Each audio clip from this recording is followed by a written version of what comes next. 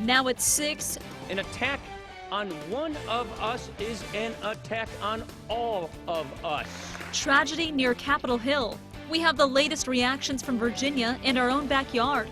And we talked to highway officials here in Kansas. What you can do to protect yourself from an active shooter. That's now at 6. Good evening and thank you for joining us. I'm Brooke Lennington. We'll get to those top stories in just a moment, but first let's check in with KSNT Storm Track Chief Meteorologist Matt Miller, who is tracking storm chances. Matt, are we at any risk for tonight? There is a chance for a couple of thunderstorms. I don't think it's going to be a widespread storm event, but the potential is there. You see these thin green lines that are showing up? Those are focused areas that we have to keep an eye on for the possibility of a storm to pop up along one of those and then move off to the southeast. So it's mainly the southeastern counties that have a chance for a couple of thunderstorms this evening. Right now, all the activity to the east, rather quiet over eastern Kansas, but not out of the question that we get a couple of thunderstorms popping up in the portion of the area that is still very humid. The east and southerly winds very humid. The west has had westerly winds and it has really dried out. It hasn't cooled off. It's 96 in Manhattan, 93 at Clay Center, 91 to 93 in Topeka. But then you factor in the humidity and look at the difference. Upper 90s to low 100s east, upper 80s to mid 90s west. So big difference because of the humidity.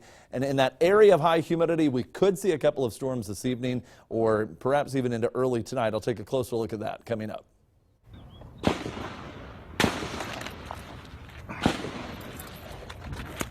Dramatic video tonight just miles from Capitol Hill where a gunman opened fire on lawmakers at a baseball field. The FBI says this man, 66-year-old James Hodgkinson, showed up to the field where U.S. congressmen were practicing for a charity baseball game in Alexandria, Virginia. They say he shot several people, including House Majority Whip Steve Scalise. Right now, Scalise is in critical condition at a Virginia hospital. Officials are searching Hodgkinson's home in Illinois. Here's a look at just how close the shooting took place to the nation's capital. President Trump spoke there at the White House earlier today. He says the shooting could have been much worse if it weren't for Capitol Police.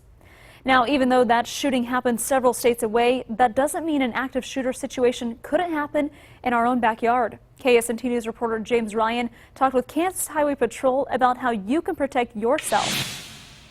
Hundreds of miles from the Kansas State House, a gunman opened fire at a congressional baseball practice. Still, officers with Capitol Police were notified. Make sure that we're aware and vigilant to our surroundings and that this is real life and this stuff can happen. It's a reality that law enforcement are trained for. Ever since a mass shooting in Aurora, Colorado, the Kansas Highway Patrol has provided training to businesses and groups who want to know how to prepare for an active shooter. When it comes to an active shooter situation, we need to consider sort of three different things: run, hide, or fight. Trooper Ben Gardner teaches that first you should run and hide, putting as much space and objects between you and the shooter as possible. Lastly, fight, and fight hard. And it comes to your survival, you do everything. Picking up objects, using it as a weapon, picking up objects to throw at an individual, try to give you more space. The Kansas Highway Patrol says you should try to put a plan in place in case of an emergency.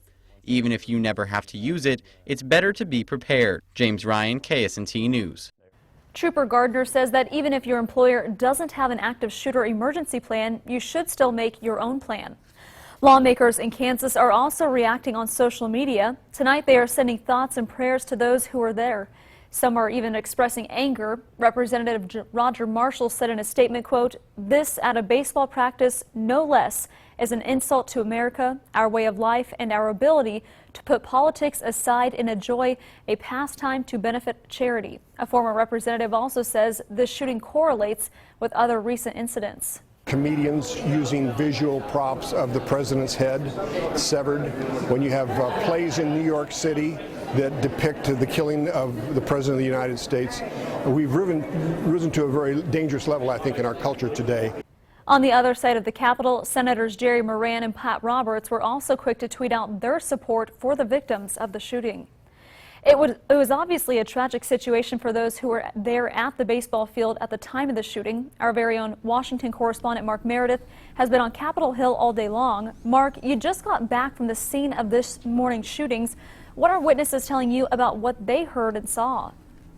Brooke, you can imagine for so many people, first thing this morning when they heard the first gunshot, it was a lot of chaos and confusion, but also trying to make sense of what was going on. And then there were multiple shots back and forth, so many of them just continuously. The neighbors tell us they realized something terrible was happening, but they just didn't know what was happening in their own backyard. Fast forward an hour later, around 8 a.m., that's as the news was beginning to trickle out that this was members of Congress on a baseball field practicing for a charity baseball game that's going to happen tomorrow night. They were out there practicing when this 66-year-old gunman opened fire. Now, tonight, the FBI is asking for the public's help, trying to get more information. The suspect has died, but they're hoping maybe the public will have a little bit more details to come forward, maybe give them a shed of light more on the motive as what made to lead up to the shooting. There, Brooke. And Mark, we've heard a lot from witnesses. President Trump says this tragedy could have been much worse if it hadn't been for Capitol Police. But we should point out not every member of Congress has security, right? Yeah, Brooke, you bring up a good point. There's, more than 500 members of Congress. It is not easy for them to have security detail all the time. You can imagine the expense. So instead, the House and Senate leadership, they usually get protection. And what we're talking about here, Steve Scalise, the House Republican Majority Whip, he had a protective detail with him. And it's because of that that many people are saying that this really wasn't a bloodbath. It could have been much worse. Even the president calling them heroes earlier today. Brooke? All right. Thank you, Mark. And it's a good thing they were there. Well, tragedy also unfolding on the other side of the country. Police say at least 3 people are dead after a shooting at a UPS facility in San Francisco. They also say the attacker shot and killed himself. 2 more people were wounded. They are in the hospital tonight. The shooting happened at a UPS facility in San Francisco. Right now, workers at the plant are saying it's too soon to tell how this could impact your mail. We are calling local UPS facilities tonight to keep you up to date as possible. For the latest updates on this shooting incident, as well as how Representative Scalise is recovering in Virginia, visit our website at ksnt.com for minute-by-minute coverage. You can also download our KSNT mobile app. Tonight, Topeka police officers are working to mold kids' perspective on law enforcement officers. The Topeka Police Department is teaming up with schools. They're putting on what they call the School Resource Officer Camp. Middle school students get an up-close and personal look at a law enforcement career. We talked to one officer. He tells us the program is meant to make police work seem less intimidating.